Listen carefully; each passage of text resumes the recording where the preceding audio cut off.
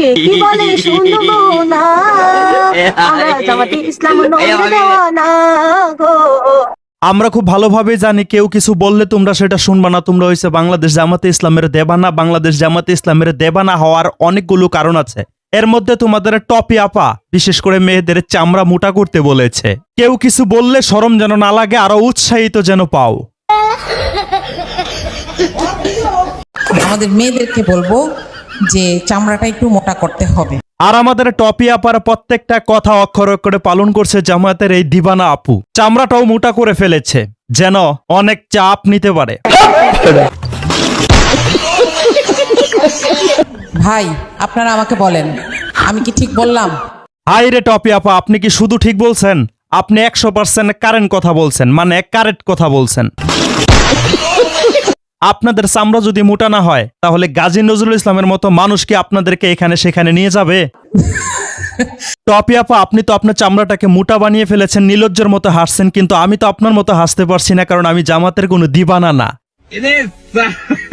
মোদের মন্দ বলুক, তোমাদেরকে মন্দ বললে কি যাবে আসবে, কারণ তোমরা তো অলরেডি চামড়া মোটা বানিয়ে ফেলেছো। বলুক ভণ্ড বলুক, আমরা জান দিতে ভয় করি না। আমরা জানি তোমরা জান দিতে ভয় পাও না, কারণ এগুলো কাজে তোমরা অভ্যস্ত। এই তো অল্প কয়েকদিন আগে দেখলাম জামায়াতের এক নেতা বিধবা নারীর প্যাক বানায় ফেলছে, জোর কইরা আবার বাসও করে ফেলছে। তো তোমরা অনেক আগের থেকে অভ্যস্ত, তোমরা তো জান দিতে ভয় পাও না, এটা আমরা জানি। নিঃসন্দেহে তুই ঠিক কথা বলেছিস। কারো কথাই কান দেব না। একদম সঠিক সিদ্ধান্ত নিছো। না না না, কারো কথায় কান দেওয়া যাবে না। কারো কথায় যদি কান দাও তাহলে গাজী নজরুল ইসলাম সাহেবের মতো এমপিদেরকে খুশি করবে কারা? কথা কমায়া বল।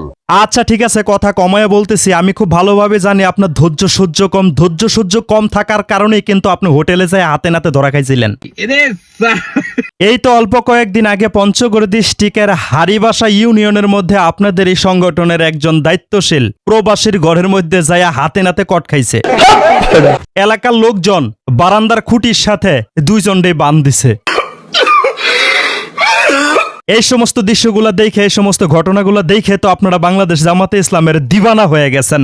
নিঃসন্দেহে তুই ঠিক কথা বলেছিস। কারণ মিষ্টি কিনা খাইলেও মিষ্টি লাগে, চুরি করে খাইলেও মিষ্টি লাগে, জোর করে কেউ খাওয়াই দিলেও মিষ্টি লাগে, কাইরা খাইলেও মিষ্টি লাগে।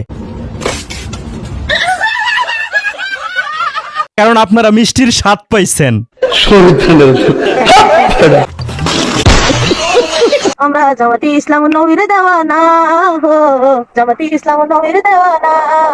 আসেন সবার শেষে কিছু ইম্পর্টেন্ট আর গুরুত্বপূর্ণ কথা বইলা ভিডিওটা শেষ করে দেই। ৮৮০, ৯৮০, সুরেশ্বর, কুতুববাগী, দেওয়ানবাগী, রায়েরবাগী, রাজারবাগী, চন্দ্রপাড়া, চন্দ্রপুরী, হেমায়তপুরী, মাঝভান্ডারী, ল্যাংটা, জটলা, মানিকগঞ্জে জামাত শিবির, হেজবুত তাওহিদ, আরো যারা বাতিল বুতিল আছে, যেই মানুষটা যেই সংগঠনের সাথে জড়িত আছে তার কাছে মনে হইব ওই সংগঠনই মনে হয় সঠিক পথে হাঁটছে। কোন সংগঠন সঠিক পথে হাঁটছে সেটা মাপার জন্য কিন্তু কোরআন হাদিসের রেফারেন্স লাগবে। কোরআন হাদিসকে যদি দলিল হিসাবে মেনে নেওয়া যায় তাহলে কে কোন রাস্তায় হাঁটছে, কে সঠিক পথে আছে সেটা স্পষ্ট হয়ে যাবে। হেদায়েত একমাত্র আল্লাহ পাক রব্বুল আলামিনের হাতে, কাউকে বলে কখনো দ্বীনের পথে আনা যায় না।